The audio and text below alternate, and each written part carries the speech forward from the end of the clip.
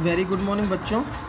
देखिए आगे chapter number 4 है आपका मांग का सिद्धांत, थ्योरी ऑफ डिमांड। इसमें हम क्या क्या पढ़ेंगे? हम इसमें मांग की धारणा पढ़ेंगे, मांग अनुसूची, मांग वक्र, मांग फलन या मांग के निर्धारक तत्व, मांग का नियम, मांगी गई मात्रा में परिवर्तन या मांग में परिवर्तन, मांग वक्र का खिसकाव, स्थानांतर का रेखा चित्रीय विवरण, मांग के दृष्टिकोण से वस्तुओं का वर्गीकरण जिसमें कि सामान्य वस्तुओं, निम्न कोटि वस्तुओं, गिफन वस्तुएं आएंगी। तो सबसे पहले मांग की धारणा, कॉन्सेप्ट ऑफ डिमांड पढ़ते हैं हम।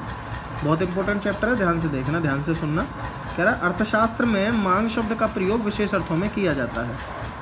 आम बोलचाल की भाषा में इच्छा, आवश्यकता तथा मांग शब्दों का प्रयोग एक ही अर्थ में किया जाता है, परंतु अर्थशास्त्र में इन तीनों शब्दों का विभिन्न अर्थ होता है। मान लीजिए आपकी रंगीन टीवी लेने की इच्छा है, परंतु आपके पास पर्याप्त धन नहीं है, तो यह इच्छा आपकी दृष्टि से केवल इच्छा, एक डिज़ायर ही है, मांग नहीं है।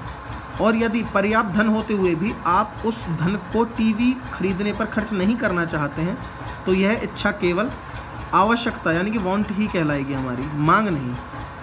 यह इच्छा उस स्थिति में मांग का रूप धारण करेगी जिस स्थिति में आप रंगीन टीवी खरीदने के लिए तैयार हैं। इस बात का स्पष्टीकरण आवश्यक है कि एक निश्चित कीमत व निश्चित समय के संबंध में ही मांग का उल्लेख किया जाना चाहिए। अर्थशास्त्री किसी वस्तु की मांगी गई मात्रा तथा मांग संबंधी धारणाओं में अंतर करते हैं। देखिए मान के चलिए बॉयज़ और गर्ल्स जैसे आप हैं, तो कोई बाइक खरीदना चाहते हैं या गर्ल्स स्कूटी खरीदना चाहती हैं, ठीक है। आपके पास पैसे नहीं है, आपकी इच्छा है उसको, ठीक है, डिज़ायर है भाई काश मेरे पास बाइक हो, या लड़कियाँ कहें काश मेरे पास स्कूटी हो, ठीक है, इच्छा है गई। अब क्या हुआ, घर में पैसे हैं लेकिन अभी घर से परमिशन नहीं मिली है कि आप वो बाइक या स्कूटी खरीद सकें, तो वो आपकी क्या है, आवश्यकता है, आपकी नीड है, वो एक वांट है आपकी कि मेरे पास पैसे हैं पर मैं अभी बाइक नहीं खरीद सकता क्योंकि घर से परमिशन नहीं है। तो वो इच्छा क्या है आपकी, क्या बन जाती है, आवश्यकता बन जाती है। अब क्या हो, घर वालों ने परमिट भी कर दिया, आप रेडी हैं, आपके पास पैसे भी हैं, आपकी इच्छा भी है, आप उन्हें खर्च करने के लिए पैसे तैयार भी हैं और आप बाइक खरीदना चाहते हैं। तो जिस दिन आप रेडी हो जाएंगे, उस पैसे होंगे, वो क्या बन जाएगी, आपकी मांग बन जाएगी, ठीक है। तो याद रहे इच्छा आवश्यकता दोनों मिलकर तीसरा किसको जन्म देते हैं, मांग को जन्म देते हैं, ठीक है। आगे शास्त्री कहते हैं किसी वस्तु की मांग तथा मांग गई मात्रा में अंतर होता है। देखिए अन्य बातें समान रहने पर, ये पॉइंट याद रखना, अन्य बातें समान रहने पर मैं आपको आगे कराऊंगा ऐसे। कह रहा किसी वस्तु की एक निश्चित कीमत पर उपभोक्ता उसकी जितनी मात्रा खरीदने को इच्छुक तथा योग्य है उसे मांगी गई मात्रा कहते हैं। और मांग क्या होती है, मांग क्या है, मांग किसी पदार्थ या वस्तु की वे मात्रा है जो अन्य तत्वों के समान रहने पर एक उपभोक्ता समय के एक निश्चित अवधि में विभिन्न कीमतों पर खरीदने का इच्छुक तथा योग्य है। मांगी गई मात्रा और मांग में अंतर क्या है? मांगी गई मात्रा में कीमत क्या होती है, निश्चित, डेफिनेशन सेम है, कीमत क्या होती है, निश्चित, और मात्रा भी क्या होती है, निश्चित होती है। जैसे कि आप 10 रुपये पर, अगर समोसे की कीमत 10 रुपये, तो 5 समोसे खरीदने के लिए तैयार हैं, इसका मतलब कीमत क्या है, 10 रुपये फिक्स है, और कितने समोसे खरीदना चाहते हैं, 5 समोसे खरीदना चाहते हैं, तो क्वांटिटी भी क्या है, फिक्स है, क्लियर है। और मांग क्या होती है, मांग किसी पदार्थ वस्तु की वे मात्रा है, इसका मतलब वे मात्राओं का मतलब क्या हुआ, मात्राएं क्या है, फिक्स नहीं है, यानी कि क्वांटिटी फिक्स नहीं होती है, जो अन्य तत्वों के समान रहने पर उपभोक्ता समय के एक निश्चित अवधि में विभिन्न कीमतों, यानी कि कीमतें भी क्या है, इसकी कोई फिक्स नहीं है। जैसे कि यहाँ पर समोसा था, अब ये तो मांग की मात्रा हो गई। अब मांग क्या होगी, जैसे रुपये 5 हो जाते हैं या रुपीज़ क्या हो जाते हैं, 15, तो 5 पर आप कीमत कम है तो आप 10 समोसे खरीदते हैं, और 15 पर क्या खरीदते हैं आप, और घटकर 2 समोसे खरीदते हैं। अब क्या हुआ, कीमत अलग अलग है, 5, 10, 15, क्वांटिटी भी अलग अलग है, 10, 5, 2, तो ये क्या हो गई, मांग है हमारी। और अगर वो कहें मांग की मात्रा, तो अगर इंडिविजुअल पढ़ें एक को, 5 रुपये पर 10 समोसे खरीदते हैं आप, 10 रुपये का समोसे तो 5 समोसे खरीदते हैं, 15 का है तो 2 समोसे खरीदते हैं, इसे क्या बोलेंगे हम, मांग की मात्रा या मांगी गई मात्रा, ठीक है।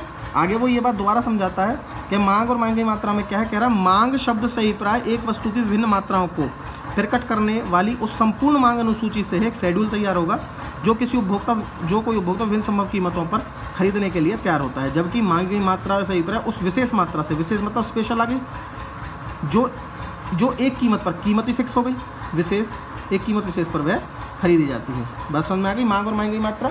मांग में क्या होता है, विभिन्न संभव कीमतें होती हैं और क्वांटिटी भी अलग अलग होती हैं, जबकि मांगी गई मात्रा में मात्रा फिक्स होती है और हमारे प्राइस भी क्या होते हैं, फिक्स होते हैं, ठीक है। अतः मांग की परिभाषा किसी वस्तु की खरीदने की इच्छा, उसे संतुष्ट करने के लिए पर्याप्त धन और धन खर्च करने की तत्परता के रूप में दी जाती है। तो मांग क्या है, पहले आपके पास इच्छा होनी चाहिए, फिर आपके पास पैसे होने चाहिए, पर्याप्त धन होना चाहिए, और धन खर्च करने के लिए आप रेडी यानी कि तत्पर होने चाहिए। तो वो तीनों मिलकर क्या बनाते हैं, हमारी मांग बनाते हैं। एक वस्तु की मांग में 3 तत्व होने बहुत जरूरी हैं। वस्तु से प्राप्त करने की इच्छा, वस्तु को प्राप्त करने की इच्छा, उस इच्छा को पूरा करने के लिए आपके पास धन होना चाहिए, अर्थात आपके पास योग्यता होनी चाहिए, और धन खर्च करने के लिए आप तैयार होने चाहिए, तत्पर होने चाहिए। ठीक है। मांग की परिभाषा किसने दी थी, याद रखना, परिभाषा बहुत इंपॉर्टेंट होती है। फार्गूसन ने इसकी परिभाषा दी है, कहते हैं मांग किसी वस्तु की मात्रा है जिन्हें एक उपभोक्ता अन्य बातें समान रहने पर प्रत्येक संभव कीमत पर एक निश्चित समय में खरीदने के इच्छुक तथा योग्य होता है। ठीक है। आगे डिमांड शेड्यूल पढ़ते हैं। मांग अनुसूची क्या होती है, देखिए, मांग अनुसूची वह तालिका है जो हमने भी पढ़ी थी, उसको शेड्यूल में अगर हम तैयार करके दें, जैसे ऐसा ये शेड्यूल है, ये शेड्यूल बना हुआ है, ठीक है, तो उसे क्या बोलते हैं, मांग अनुसूची या डिमांड शेड्यूल बोलते हैं।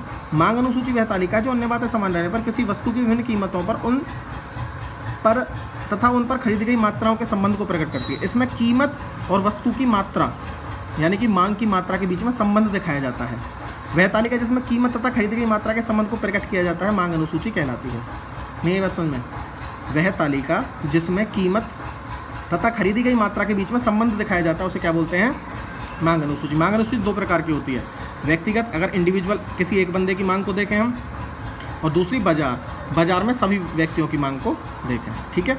व्यक्तिगत मांग अनुसूची और बाजारी मांग अनुसूची। व्यक्तिगत मांग अनुसूची क्या होती है, देखो, व्यक्तिगत मांग अनुसूची वह तालिका है जिसमें मांग के अन्य निर्धारित तत्व अपरिवर्तित रहने की दशा में एक व्यक्ति, ये बातें आप बाद में पढ़ना, अपरिवर्तित रहने पर, इन्हें मैं बाद में बताऊंगा, एक व्यक्ति द्वारा एक निश्चित समय वस्तु की मात्राओं, विभिन्न कीमतों और वस्तु की मांग की मात्राओं के संबंध को प्रकट करती है। अतः किसी निश्चित समय में एक व्यक्ति किसी वस्तु की विभिन्न कीमतों पर जितनी मात्राओं की मांग करेगा उस तालिका को क्या बोलते हैं, व्यक्तिगत मांग अनुसूची कहते हैं।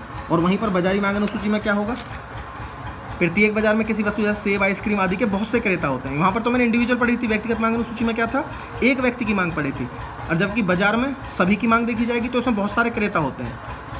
जिस तालिका द्वारा विभिन्न कीमतों पर किसी वस्तु की बाजार में सभी क्रेताओं की कुल मांग को प्रकट किया जाता है उसे क्या बोलते हैं, बाजारी मांग अनुसूची।